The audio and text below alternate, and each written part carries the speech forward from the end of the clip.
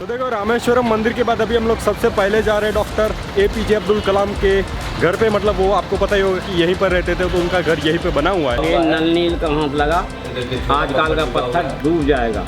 नल नील का हाथ लगा, तैरेगा। एक्चुअली में रावण को हराने के बाद जो उनका राज्याभिषेक हुआ था वो लंका में हुआ था, श्रीलंका में हुआ था। श्रीलंका नहीं बोल सकते, लंका में हुआ था। युद्ध होने से पहले ही विभीषण को राजा बना दिया लंका का। सोचो, मतलब रावण मरा भी नहीं था अभी तक, उससे पहले राज्याभिषेक हो गया। क्या बात। सो देख लो गाइस, पहुंच चुके हैं अभी हम लोग सबसे लास्ट पॉइंट पे इंडिया के। मतलब भारत इससे आगे खत्म हो जाता है। यहाँ से आपको आना है इसी रोड से, और यहाँ पर यू टर्न है। देखो लास्ट पॉइंट ऑफ इंडिया, यहाँ से आपको यू टर्न लेना है और उस तरफ निकल जाना है। भाई साहब क्या फील है देखो।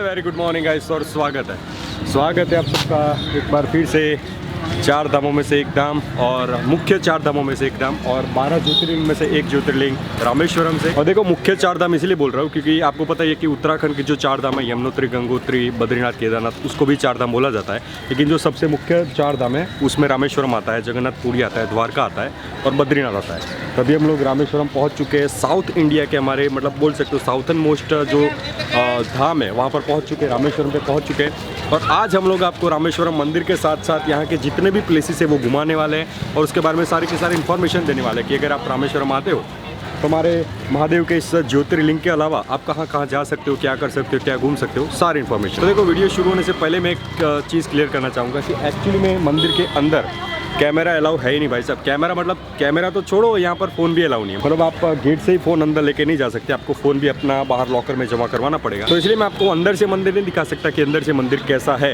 क्योंकि अंदर फ़ोन अलाउ नहीं है, कैमरा अलाउ नहीं है, कुछ अलाउ है ही नहीं। लेकिन देखो अगर आपको रामेश्वरम धाम आना है, रामेश्वरम घूमना है, तो उसके लिए हमने सारी की सारी इन्फॉर्मेशन एक गाइडेड टूर में दे दी है, और बहुत ही पॉपुलर वीडियो है हमारा वो, और टॉप रेटेड वीडियो है यूट्यूब में। तो अगर आप रामेश्वरम धाम आना चाहते हो तो ऊपर आई बटन में यहाँ पर वीडियो आ रहा होगा, वहाँ पर जाके देख लीजिए, आपको सारी की सारी इन्फॉर्मेशन मिल जाएगी इस मंदिर के बारे में। लेकिन देखो फिर भी मैं आपको शॉर्ट में समझा दूँ तो एक्चुअली में जैसे कि मैंने बताया कि अंदर कैमरा अलाउ नहीं है। 4 दिशा में 4 डायरेक्शन में यहाँ पर 4 एंट्री गेट बने हुए जहाँ से आप एंट्री ले सकते हो। मंदिर की कोई भी एंट्री फीस नहीं है, आप ऐसे ही अंदर जा सकते हो। लेकिन बाहर जो लॉकर रूम बने उसकी 20 रुपीज़ छोटे लॉकर की, और बड़े लॉकर की है 50 रुपीज़। तो आप लॉकर में अपना सामान रखोगे, जूता बाहर उतारोगे, उसके बाद अंदर जाओगे। अंदर जाने के बाद आपको 22 कुंड मिलेंगे जिसमें आप स्नान कर सकते हो। तो एक्चुअली में एक बहुत ही पुराना रिचुअल्स है, जिसके हिसाब से रामेश्वरम मंदिर के जस्ट पीछे अग्नि तीर्थम नाम का यहाँ पर बीच है, रामेश्वरम बीच है।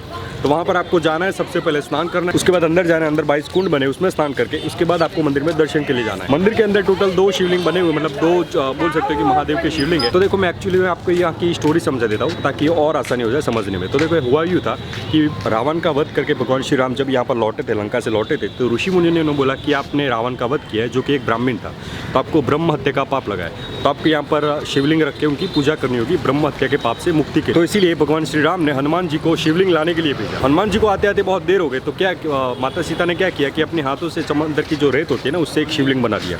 तो उसको यहाँ पर स्थापित कर दिया गया, और उसके बाद हनुमान जी एक और शिवलिंग लेके आए, तो उस शिवलिंग को भी उस शिवलिंग के बाजू में स्थापित कर दिया गया। मतलब माता सीता ने जो शिवलिंग बनाया था ना, उस शिवलिंग के बाजू में हनुमान जी जो शिवलिंग लेके आए थे उसको स्थापित कर दिया गया।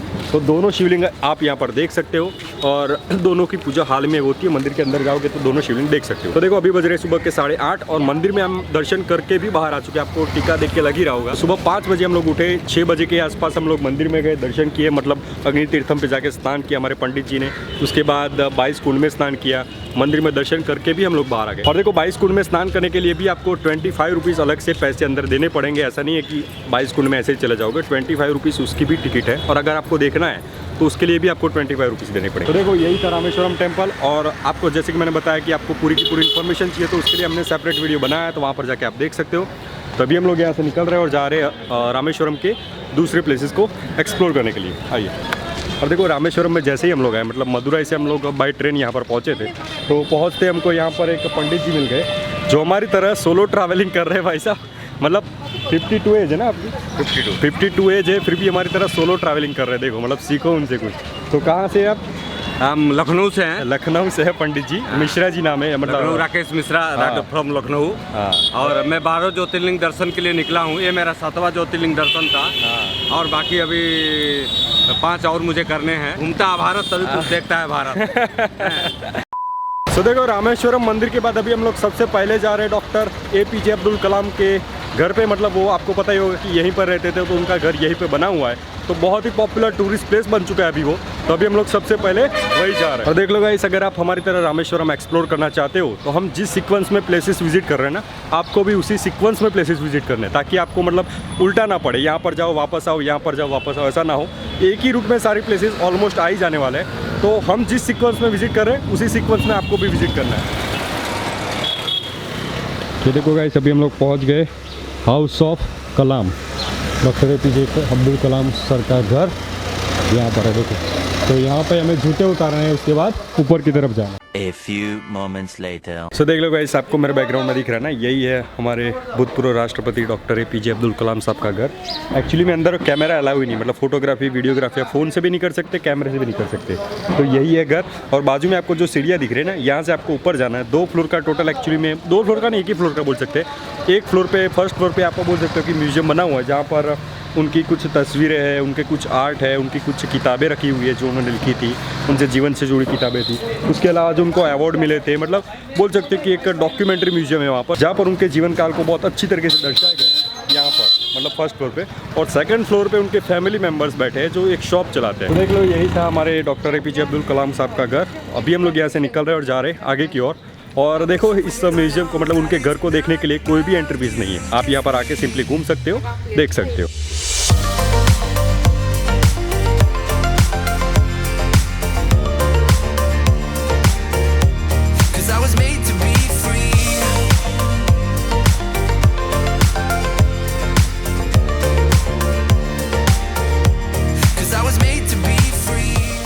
गाइस, अभी हम लोग कलाम सर के घर के बाद पहुंच चुके हैं पंचमुखी हनुमान टेम्पल, जो कि again one of the most popular tourist attraction in Rameswaram, बहुत ही पॉपुलर है। तो यहाँ से उसका एंट्री गेट है और देखो मेन रोड पे बना हुआ है। और हमारे जो कलाम सर का घर है ना, वहाँ से 1 किलोमीटर के डिस्टेंस पर है। तो अगर आप पैदल आना चाहो तो भी आ सकते हो, लेकिन हमें क्या और भी प्लेसेस कवर करने हैं, बहुत सारी जगह पे जाना है, इसीलिए हमने ऑटो कर ली। और एक और चीज़ देखो, अगर आप रामेश्वरम में आते हो और घूमना चाहते हो सारे प्लेसेस जो हम घूम रहे हैं, तो यहाँ पर जो ऑटो वाले हैं ना, 500 से लेके 800 रुपये के बीच में, मतलब आपके बार्गेनिंग स्किल पे वो डिपेंड रहेगा, तो उसके बीच में वो आपको सारे पॉइंट घुमा देगा, धनुषकोडी तक के सारे पॉइंट।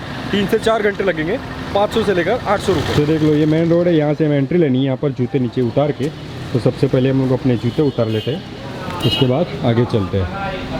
तो देख लो, ये हमारे हनुमान जी की एक बहुत ही खूबसूरत और बहुत ही बड़ी स्टैचू है। यहाँ से एंट्री करके तुरंत आपको ये देखने को मिलेगी। और इस मूर्ति के ठीक बगल में यहाँ पर लिखा हुआ देखो, फ्लोटिंग स्टोन। तो हमें इस तरफ जाना है अंदर, जो इस मंदिर का सबसे मेन अट्रैक्शन है। दिखाते हैं आपको, चलिए। गाइस, हमारे यहाँ के पंडित जी ने बताया कि वहाँ पर कुछ काम चल रहा है, मेंटेनेंस चल रहा है। तो यहाँ पर आप वो पत्थर देख सकते हो, देखो ये देखो, फ्लोटिंग स्टोन पानी में तैर रहा है। अरे वाह! अच्छा, राम सेतु वाला ही है क्या पंडित जी? है राम सेतु में यही स्टोन यूज हुए थे। अच्छा, छोटा पत्थर देखिए डूबा हुआ है। नल नील का हाथ लगा, आजकल का पत्थर डूब जाएगा। नल नील का हाथ लगा, तैरेगा। नल और नील जो थे ना, उनका हाथ लगा, इसलिए पत्थर तैर रहा है। अदरवाइज ये जो नॉर्मल पत्थर है ना, वो डूब चुका है। यहाँ पर देख सकते हो आप, देखो। और ये जो तैर रहा है,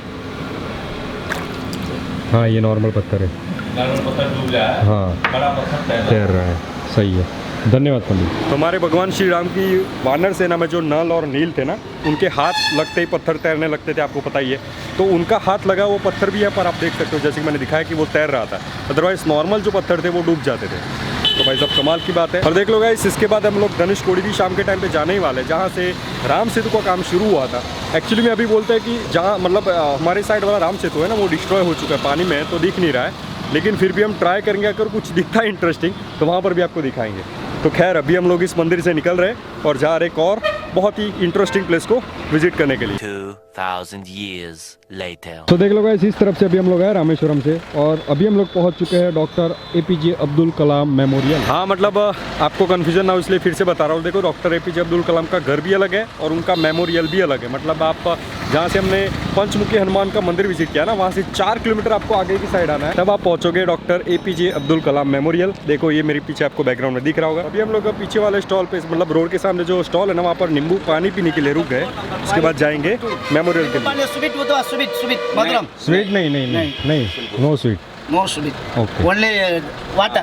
वाटर एंड लेमन। तो यहाँ पर हमारे भाई साहब ने बोला जो नींबू सोडा बना रहे कि अंदर वॉर मेमोरियल, फिर से बोल रहा हूँ मैं, हमारे अब्दुल कलाम मेमोरियल के अंदर कैमरा अलाउ नहीं है। तो अभी देखते हैं कि आगे क्या होता है। अगर फ़ोन से शूट करने देते हैं तो आपको डेफिनेटली दिखाएंगे। तो देखो गेट पे यहाँ पर एक बोर्ड लगा हुआ है, नो मोबाइल नो कैमरा, कुछ अलाउ नहीं है अंदर। A few moments later. तो देख लो गाइस, अभी हम लोग मेमोरियल के बाहर आ चुके हैं और जैसे कि मैंने पहले ही दिखा दिया था, इस तरफ भी मतलब अंदर भी कैमरा अलाउ नहीं है, फ़ोन अलाउ नहीं है, कुछ भी अलाउ नहीं है। मैं आपको अंदर का तो नहीं दिखा सकता था कि अंदर से कैसा है मेमोरियल, लेकिन इतना ही बोलूँगा कि आप जब भी यहाँ पर आते हो तो भाई साहब डेफिनेटली इस मेमोरियल को विजिट करने आओ। पहले रामेश्वरम से आपको 4 किलोमीटर ऐसे आना है, फिर वापस रामेश्वरम जाना है और उसके बाद आप धनुषकोडी की तरफ जाओगे। मतलब धनुषकोडी के रास्ते में विभूषण मंदिर है और भी 2-3 पॉइंट है, लेकिन आपको पहले मेमोरियल के लिए, सिर्फ और सिर्फ मेमोरियल के लिए इस वाले रास्ते पे 4 किलोमीटर उल्टा आना पड़ेगा और 4 किलोमीटर जाना पड़ेगा, लेकिन वर्थ है। आप, मैं तो बोलूँगा जब भी रामेश्वरम आते हो तो डेफिनेटली इस मेमोरियल को विजिट करो। और दूसरी एक बात देखो, जैसे कि मैंने बताया था कि एंट्री फीस वगैरह क्या है बताऊंगा, तो यहाँ पर कोई भी एंट्री फीस नहीं है। आप सिंपली अपना सारा मोबाइल कैमरा बाहर रख के अंदर जा सकते हो और मोबाइल जेब में भी अलाउ नहीं है भाई साहब। मतलब ये देखो रोड के सामने लॉकर बने हुए हैं, तो वहाँ पर अपना सामान रखना है, मोबाइल रखना है, कैमरा रखना है और उसके बाद फ्री में मेमोरियल देखने अंदर जाना है। तो चलो फिर निकलते हैं मेमोरियल से और जा रहे हैं रामेश्वरम की तरफ, क्योंकि धनुषकोडी की डायरेक्ट बस है ही नहीं, हमें रामेश्वरम वापस जाना ही पड़ेगा।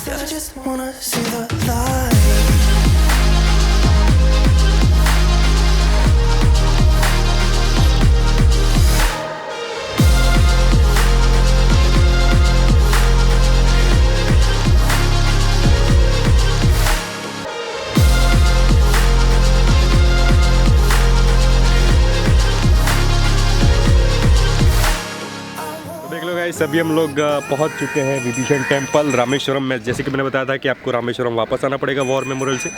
मैं वॉर मेमोरियल ही बोल रहा हूँ बार बार।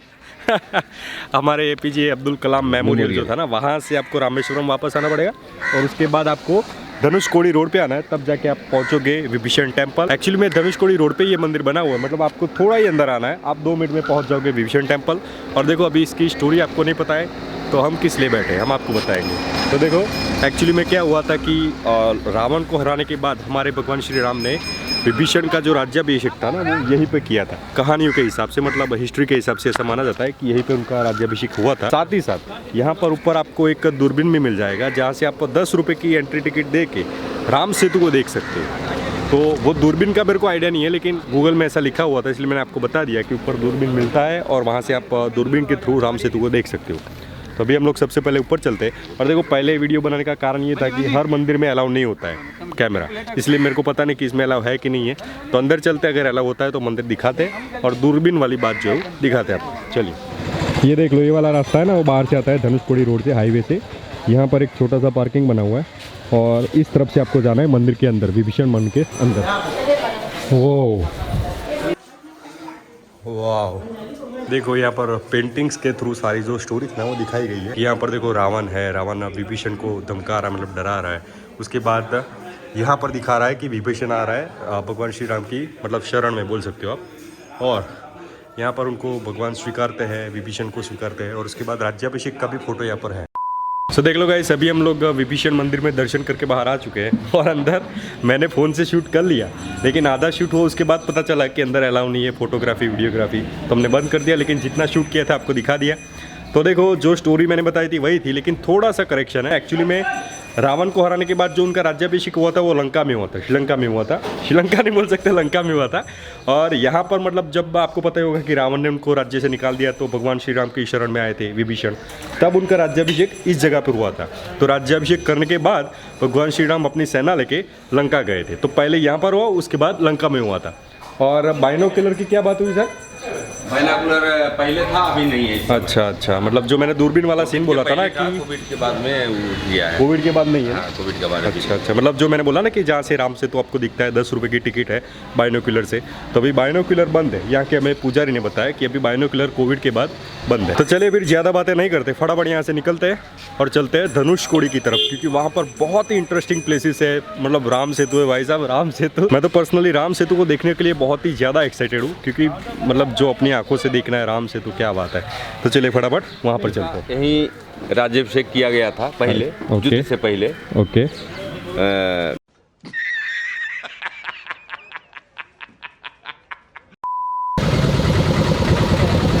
हमारे पंडित जी ने जो बात कही उसमें एक बात बहुत ही मतलब बोल सकते हो दम वाली थी, कि भगवान राम को और उनकी सेना को कितना कॉन्फिडेंस था कि हम जीतने ही वाले हैं। क्या बोलते हैं?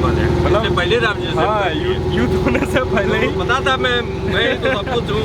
युद्ध होने से पहले ही विभीषण को राजा बना दिया लंका का। सोचो, मतलब रावण मरा भी नहीं था अभी तक, उससे पहले राज्याभिषेक हो गया। क्या बात है। 'Cause I just wanna see the light.